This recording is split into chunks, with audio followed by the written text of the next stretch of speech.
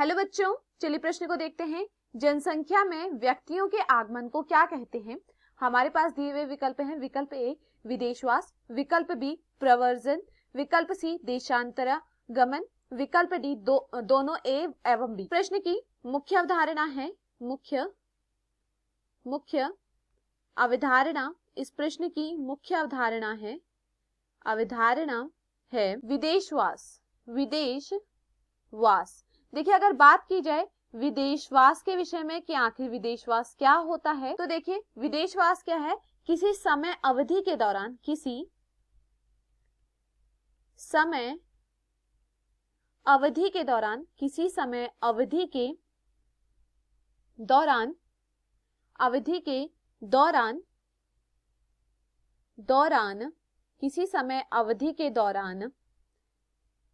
अगर कोई प्रजाति क्या होती है, एक आवास में आती है, किसी समय अवधि के दौरान प्रजाति का किसी आवास में आगमन करना, किसी आवास में आगमन करना क्या कहलाता है? किसी आवास में आगमन, वह कहलाता है उसका विदेशवास, या हम कहें इमिग्रेशन। देखिए क्या है, ये समझिए यह एक आवास है, तो एक समय अंतराल मान लीजिए एक वर्ष का अंतराल है। तो इस वर्ष में यहाँ पर क्या देखा गया है कि यहाँ पर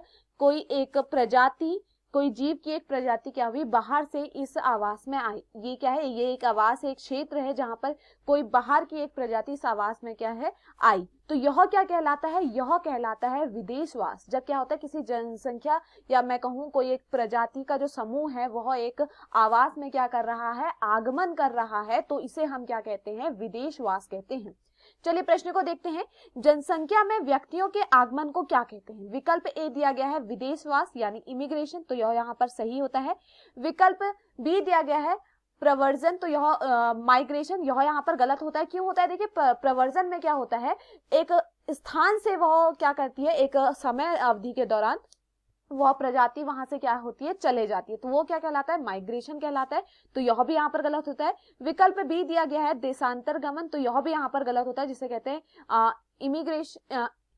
ई माइग्रेशन कहते हैं। तो देखिए ई माइग्रेशन या फिर देशांतरगमन में क्या होता है, यहाँ पर यह देखा जाता है कि जो प्रजाति है वो कुछ समय के लिए उस स्थान से क्या होती है, चले जाती है। तो यह भी यहाँ पर क्या होता है, गलत होता है। विकल्प डी दिया गया है दोनों ए एवं बी, तो यह भी यहाँ पर क्या होता है, गलत होता है। तो दिए हुए विकल्पों में जो हमारा सही विकल्प है वह है विकल्प ए। मैं आशा करती हूँ आपको यह समझ में आया हो। धन्यवाद।